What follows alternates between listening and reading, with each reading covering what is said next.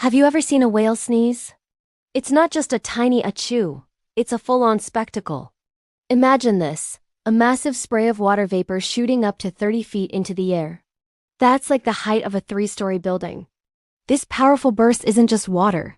It's a mix of salt, mucus, and sometimes even tiny bits of leftover food. It's how whales clear out their blowholes to breathe properly. So it's basically a giant, salty, and slightly fishy sneeze.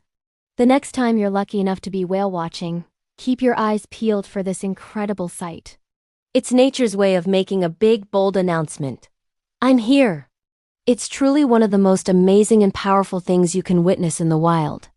Thanks for watching, and don't forget to subscribe for more fun facts.